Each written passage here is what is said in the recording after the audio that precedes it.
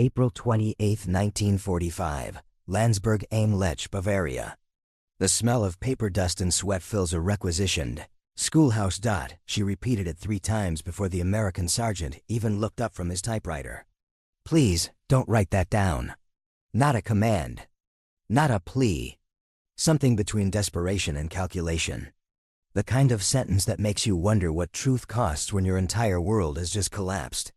And the only currency left is the story you tell about who you were, what the U.S. Army didn't expect when they began processing thousands of German prisoners in the spring of 1945 was how many of them would be women, and how many of those women would arrive at interrogation tables carrying secrets that had nothing to do with military intelligence.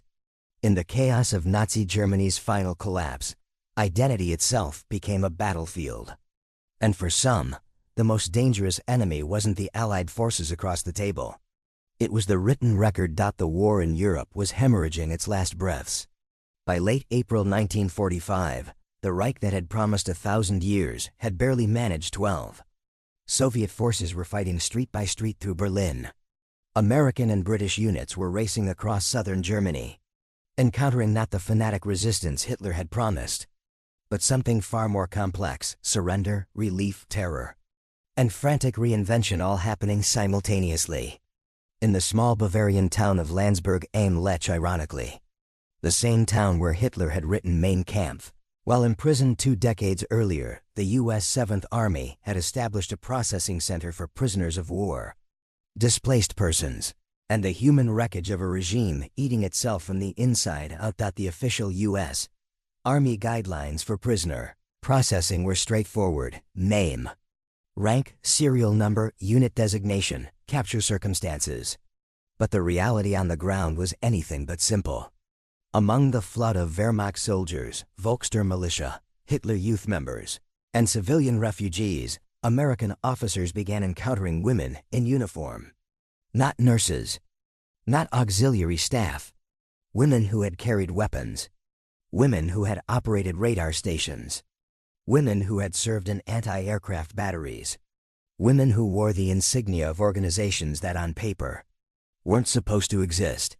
Technical Sergeant James Walters of the 103rd Infantry Division described the scene in his after-action report. Filed May 2, 1945, processed approximately 340 POWs today. Notable increase in female prisoners, ages ranging from 16 to 45. Many exhibit extreme anxiety during documentation procedures. Several have attempted to provide false information or incomplete service records. Interpreter notes high frequency of requests to omit or alter written statements.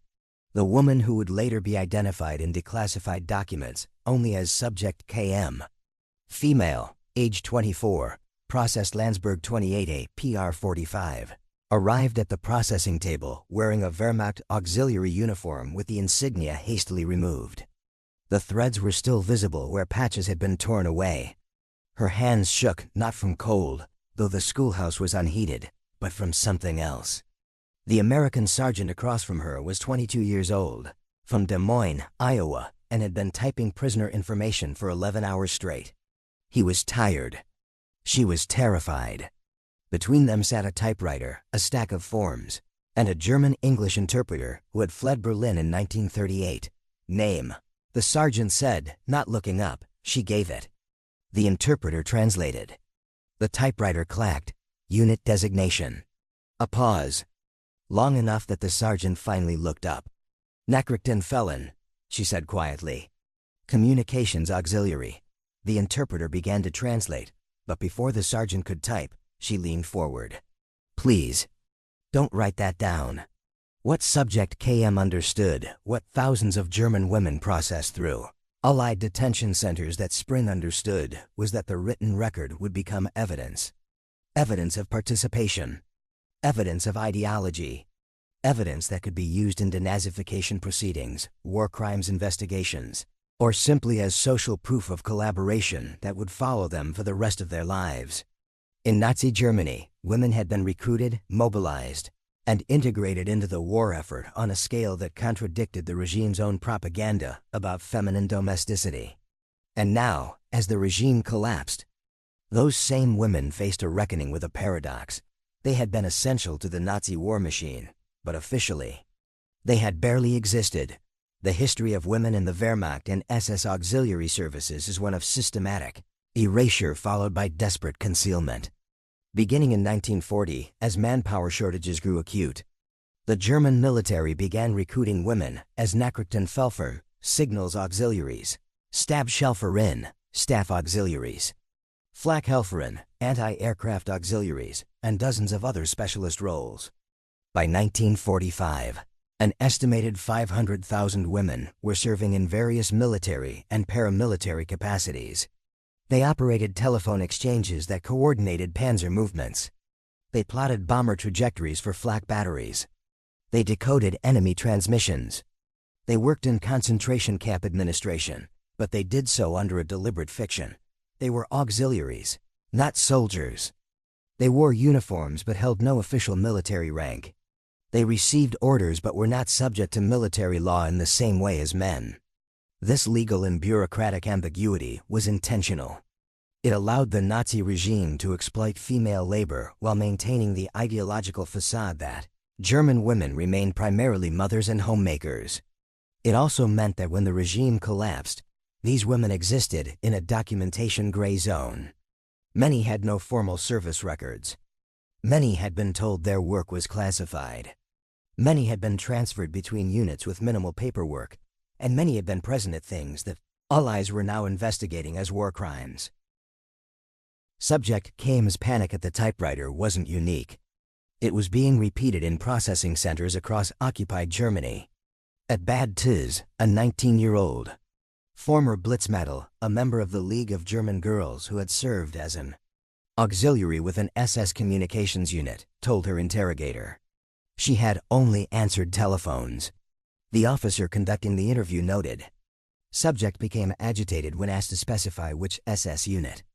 Requested that her service location not be entered into official record. When informed this was not possible, Subject began to cry and stated she had never been to Poland. At Dachau, where the Americans had liberated the concentration camp just days earlier, several women were processed who had worked in the camp's administrative offices. One, identified in records as Ingrid S., attempted to claim she had been a civilian employee of a labor facility, and insisted that the typed interrogation report use that phrasing instead of concentration camp. When the typist ignored the request, Ingrid leaned across the desk and physically tried to pull the paper from the typewriter. She was restrained by military police. Later, in her cell, she told another prisoner, "It's the writing that damns you. If they write it down, it becomes real." She was right. In the emerging legal framework of denazification and war crimes prosecution, documentation was everything. The Nuremberg trials, already being planned, would rely on meticulous records. The Allied occupation authorities were developing questionnaire, Fragebogen, that every German adult would be required to complete, listing every organization they had joined, every position they had held, every place they had served. The written word was becoming the mechanism of accountability, but it was also becoming the mechanism of selective memory. The American soldiers conducting these interrogations were, for the most part, not trained intelligence officers. They were clerks, administrators, and infantry soldiers reassigned to occupation duties. Most spoke no German. They relied on interpreters, standardized forms, and exhaustion-fueled routine. What they wrote down depended on what they understood, what they considered important, and what the prisoner managed to communicate or conceal. The result was a documentary record that was simultaneously comprehensive and full of holes. Thousands of forms filled out, thousands of stories recorded, and thousands of moments like Subject K's plea, which suggested that the most important information was precisely what wasn't being written down. Private Leonard Katz, a 23-year-old interpreter from Brooklyn who had fled Vienna with his family in 1939, later described his work in a 1983 oral history interview. "You have to understand, we were processing hundreds of people a day. You'd sit there and after a while, they all blurred together. Someone would say they were just a secretary, just a typist, just a driver. And maybe they were. Or maybe they were typing deportation orders. You didn't always know. You didn't always have time to know. And sometimes I'm not proud of this, you didn't want to know. You just wanted to finish the form and move on to the next one. The photograph exists in the National Archives, a line of women in various states of Wehrmacht auxiliary uniform, standing outside the Landsberg Processing Center. April 1945. Their faces show everything and nothing. Some stare directly at the camera with defiance. Some look away. Some appear blank, affectless, in shock. One woman, third from the left, has her hand partially covering her face. Not hiding, exactly. Just hesitating. The gesture of someone who understands that the camera, like the typewriter, creates evidence. Subject KM's complete interrogation record runs to 3 pages. It was declassified in 1989 as part of a broader release of occupation-era documents. Reading it now, you can see the negotiation happening in real time. After her initial plea, "Please, don't write that down," the questioning continued. "Where did you serve?" "Various locations. Mostly Bavaria." "Specify." Another pause. "I would prefer not to. That's not an option." A longer pause. Then, "Munich." "And other places." "What other places?" "I don't remember all of them." "We moved frequently." "What were your duties?" "Clerical, filing, some telephone operation." "Did your work involve classified material?" "I don't know what you mean." "Were you required to maintain secrecy about your work?" Everyone was required to maintain secrecy. It was war. The American sergeant, according to the notes, took a cigarette break at this point. When he returned, he tried a different approach. "Listen, we're going to write something down. It's going to be on this form. You can help me make it accurate, or I can make my best guess. Which do you prefer?" Subject KM, according to the interpreter's marginal note, began to cry. Not sobbing. Just tears, silent, running down her face while she sat very still. "I was not a bad person," she said. "I did what I was told. I didn't ask questions. We all thought it would be different." "What did you think would be different?" "Everything." The sergeant typed. Subject served as communications auxiliary with Wehrmacht signal units. Various locations, 1942 to 1945. Claims clerical duties. Cooperative but emotional. No evidence of specific war crimes activity. Recommend Category 4 classification for denazification processing. Category 4 meant followers, those who had supported the regime, but were not considered major offenders. It meant questionnaire, possible restrictions on employment, but not prosecution. It meant a future of sorts. Subject KM watched the paper come out of the typewriter. She didn't ask to read it. She just nodded. What she didn't tell the sergeant, what wasn't written down, was that she had spent the final months of the war at Berchtesgaden, Hitler's mountain retreat, as part of the communication staff that maintained contact with collapsing fronts. She had listened to the desperate final transmissions from Berlin. She had typed summaries of intelligence reports about Soviet atrocities that were used to justify last stand propaganda. She had seen high-ranking officers and their families preparing escape routes while telling subordinates to fight to the death. She had watched the machinery of the Reich devour itself, and she had kept the switches running until the very end. None of that made it onto the form. The truth was too large, too complicated, and too close to complicity. But she wasn't alone in that silence. Across Germany, thousands of women were having similar encounters with American, British, and Soviet interrogators. The patterns that emerged in these interrogations reveal a collective strategy of what historians later termed defensive narration, the careful construction of a version of one's war experience that minimized agency, emphasized victimhood, and omitted anything that might constitute legal or moral culpability. Women described themselves as just following orders before that phrase became infamous at Nuremberg. They emphasized their youth, their lack of political education, their concern only for survival. They described the Nazi regime as something that had happened to them, not something they had participated in. And often, the Allied interrogators accepted these narratives, not because they were naive, but because the alternative was too vast. How do you prosecute 500,000 women? How do you distinguish between the secretary, who typed deportation orders, and the secretary who typed supply requisitions, when both will tell you they were just secretaries? How do you punish structural complicity in a system that had normalized atrocity? The answer in most cases was that you didn't. You processed them. You categorized them. You wrote something down on a form and moved on. But the anxiety those women showed at the processing tables, the requests not to write things down, the careful omissions, the tears and silences revealed an awareness that they themselves would have trouble articulating. They knew, at some level, that they had been more than victims. They had been participants. Small participants, perhaps. Coerced participants, maybe. But participants nonetheless.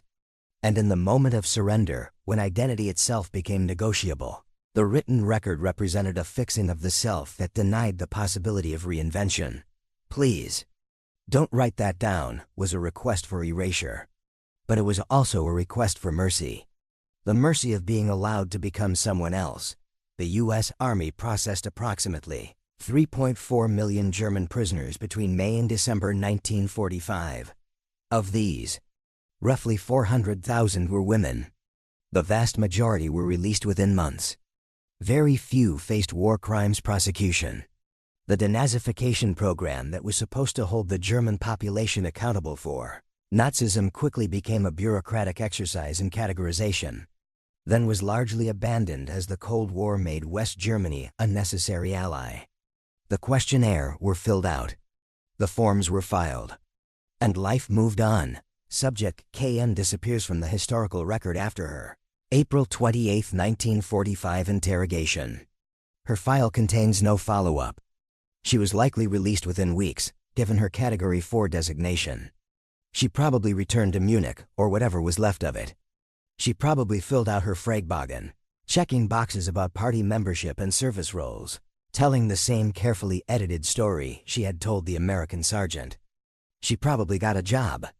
Married, perhaps. Had children. Became someone's grandmother. She probably never told them about Berchtesgaden. But here's what we do know. In 1962, a West German historian named Gudrun Weber began a controversial oral history project interviewing women who had served in Wehrmacht and SS auxiliary roles. The project was never completed. Weber faced significant harassment. Her funding was pulled, and several interviewees withdrew cooperation. But the fragmentary transcripts that survive in the German Federal Archives reveal something striking. Many of the women expressed guilt, confusion, and shame, but almost none expressed it in terms of having supported an evil regime. Instead, they expressed it in terms of having been dishonest about their experiences afterward. One unnamed interviewee, recorded in 1964, said, "The worst thing wasn't what we did during the war. We were young, we didn't understand. The worst thing was afterward, when we pretended we hadn't done anything at all. When we let people believe we were just innocent bystanders. My children think I spent the war rolling bandages for the Red Cross. The truth is, I knew where the Jews were going. We all knew. And I said nothing then, and I've said nothing since. And that lie is the thing I'll die with." Another said, "When the Americans asked me what I did, I told them I was a typist." Which was true. But I didn't tell them what I was typing. I didn't tell them I could hear the screaming from the next building. I wanted to. I opened my mouth to say it. But I thought, if I say it, they'll write it down, and then it will be true forever. If I don't say it, maybe it will become untrue. Maybe I can become the person who wasn't there. And I did. I became her. But she's not real. The typewriter was an Underwood Standard Portable, U.S. Army issue. Serial number 4,782,391. It's listed in the property inventory for the Landsberg Processing Center. Documented when the facility was decommissioned in December 1945. The typewriter was probably shipped back to the United States, refurbished, and used by some office worker who never knew that. Its keys had once been the instrument by which thousands of people negotiated their past and future simultaneously. Every keystroke was a decision about what truth would look like in writing. Every spacebar was a gap where Something went unsaid. Every carriage return was a new line, a fresh start. A chance to frame the story differently. And every time the sergeant pulled the paper free and handed it to a prisoner, both of them understood that what was written down was not the whole truth. It was the survivable truth. The truth that could be spoken in 1945, when the alternative was unprosecutable horror. But the history of that moment isn't just what was written on those thousands of forms. It's also what was said in the spaces between the typing. The hesitations, the pleas, the silences, the moments when someone looked at a typewriter and saw it for what it was, a machine that turns experience into evidence, memory into liability, and identity into a fixed point from which there is no escape. Please, don't write that down. Imagine saying that sentence. Imagine meaning it. Imagine knowing that your entire future depends on a 22-year-old sergeant from Iowa deciding what words to put on paper, and that those words will follow you forever, and that the truth, the real, complicated, shameful, human truth cannot be typed, because it doesn't fit into the boxes on the form. Now imagine being that sergeant, exhausted, overwhelmed, confronted with hundreds of people whose stories don't add up, who are clearly hiding something, who look at you with desperation and calculation in equal measure. Do you push? Do you dig deeper? Do you write down your suspicions? Or do you just fill out the form, categorize them, and move on, because you have 300 more people to process, and the war is over, and you just want to go home? Both positions are unbearable. And both happened thousands of times in the spring and summer of 1945. The documents exist. Boxes and boxes of them, in archives across the United States and Germany. Interrogation records. Processing forms. Denazification questionnaire. Each one is a negotiation frozen in time. Each one contains truths and omissions in proportions we can never fully measure. And somewhere in those boxes, though we'll never know which one is the form for Subject KM, with its clinical summary of her service and its careful omission of everything she couldn't afford to have written down. Historians have spent decades trying to reconstruct what really happened in Nazi Germany. We've analyzed the bureaucratic paper trail of the Holocaust. We've studied the logistics of genocide. We've traced the chains of command and the mechanisms of killing. We've done everything we can to document atrocity so that it cannot be denied. But there's a shadow archive that we'll never fully access. It exists in the things people knew better than to write down. In the conversations that happened off the record. In the truths that were too dangerous or too shameful to be typed onto official forms. In the gap between what Subject KM experienced and what ended up in her file. That gap is where complicity lives. Not in the grand crimes that we can trace through documents, but in the million small participations that left no trace. The telephone call connected. The file delivered. The message transmitted. The question not asked. The truth not spoken. Please, don't write that down, is the sound of someone asking permission to fall through that gap. To be complicit in their own erasure. To choose the protection of silence over the danger of truth. And the tragedy is that it worked. For Subject KM and for hundreds of thousands like her. They wrote their own stories, or allowed stories to be written about them, that turned them into peripheral figures in their own histories. They became the people the forms said they were. They raised children who believed the edited versions. They built lives on foundations of careful omission. Until, occasionally, in a moment of conscience or breakdown, or simple old age, someone would speak, would contradict the form, would add back in what had been left out. And by then it was too late for accountability, but not too late for truth. Gudrun Weber's aborted oral history project contained 97 interviews before it collapsed. 97 women who, 2 decades after the war, tried to tell more complete versions of their stories. Most of those interviews remain sealed for decades, some are still sealed. But the ones that have been released paint a picture of collective moral injury. Not the injury of having been victimized, but the injury of having participated in something monstrous, and then having pretended they hadn't. The injury of living inside a lie for so long that you forget where the lie ends and you begin. One woman, recorded in 1963, said, I think about that American soldier sometimes. The one who wrote down my information. I wonder if he knew I was lying. I think he did. I think he wrote it down anyway because it was easier. And I've wondered my whole life, did he do me a favor, or did he make me into a coward? Because the truth is, I wanted to confess. I wanted to tell him everything. And he gave me permission not to. And I took it. And I've never forgiven either of us. The philosophical weight of that moment, the processing table, the typewriter, the plea extends far beyond one woman or one war. It's about the relationship between truth and survival. About the ways institutions create official versions of reality that serve institutional needs rather than moral clarity.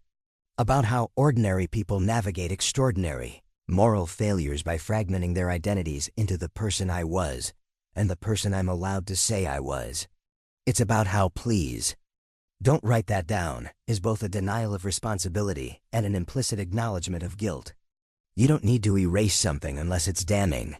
The Allied forces who processed millions of German prisoners and civilians in 1945 faced an impossible task. They were trying to document and categorize complicity in a system of industrial murder that had normalized atrocity to the point where secretaries could type deportation orders and go home to cook dinner. They were trying to distinguish between perpetrators and bystanders in a society where everyone had been a witness and nearly everyone had been, in some sense, a participant. They failed. Not because they didn't try, but because the task itself was impossible. Complicity doesn't fit neatly into categories. The distance between I was just following orders and I believed in the cause isn't always clear. The line between I didn't know and I chose not to know is razor thin. And the American soldiers sitting at typewriters in requisition schoolhouses, exhausted and traumatized by what they'd seen in the concentration camps, were not equipped to make those distinctions. So they wrote down what they could verify. They categorized based on organizational membership and documented roles. They created an official record that was accurate in its specifics and misleading in its overall picture. And they allowed thousands of people to slip through the gaps between what they'd done and what could be proven. Subject KM was one of those people. But so, in a different way, was the sergeant who processed her. He probably went home to Des Moines in 1946. He probably got a job, married, had children. He probably never told them about the woman who cried and asked him not to write something down. Or about the choice he made to write down just enough to process her and not enough to indict her. He probably understood, on some level, that he was participating in a collective decision to let the past be partially erased. To prioritize functioning over truth. To allow Germany to rebuild by allowing Germans to forget. The Cold War made that decision strategic. The passage of time made it inevitable. And now, 80 years later, we're left with an archive that is both massive and incomplete. We have millions of forms and thousands of gaps. We have official records and unrecorded pleas. We have history and the shadow of history. And we have a sentence, repeated in various languages and contexts across occupied Europe in 1945. By people who understood that writing makes things real. Please, don't write that down. It's the sentence of someone who knows that documentation is power. That the written word outlasts memory, contradiction, and self-serving revision. That what gets put on paper becomes the official version. And the official version becomes history. It's also the sentence of someone who wants to control their own story. Who wants the right to be more than the worst thing they've done. Who wants the possibility of redemption, or at least of being forgotten. Both impulses are deeply human. And both are morally complicated. Because yes, people are more than their worst moments. Yes, judgment requires context. Yes, there are degrees of guilt and responsibility. But also, truth matters. Documentation matters. Accountability matters. And when we allow gaps in the record for the sake of convenience or mercy or political expediency, we're not just letting individuals escape judgment. We're allowing societies to forget what they were. Capable of. The forms filled out at Landsberg and hundreds of other processing centers in 1945 helped create the myth of the good. Germans, the ordinary citizens who supposedly had no idea what was happening. who were just trying to survive, who were victims of Hitler rather than enablers. That myth was politically useful. It was psychologically necessary for German reconstruction. And it was built on thousands of moments where interrogators chose not to write something down, or where prisoners successfully pleaded for omission, thought the truth was more complicated. The truth was that millions of ordinary Germans had known enough, seen enough, and participated enough that the regime couldn't have functioned without them. They weren't all true believers. Most were just going along. But going along was enough. Subject KM went along. She operated the communications equipment that kept the Wehrmacht coordinated. She processed the information that allowed the regime to function. She did it competently enough to be assigned to Hitler's headquarters in the final months. She wasn't a monster, but she was a participant, and when the regime collapsed, she was given a choice: tell the full truth and face consequences, or tell a partial truth and move on. She chose the latter. The American sergeant, consciously or not, enabled that choice. And the result is that her full story, the real scope of her knowledge, her beliefs, her actions is lost to history. Multiply that by hundreds of thousands. And you begin to understand why our picture of who did what in Nazi Germany remains so incomplete. The files exist. The forms are filled out. But the spaces between the words, the pauses, the tears, the please, those didn't make it into the archive. This is what makes "please, don't write that down" such a haunting sentence. It's not just a request for mercy.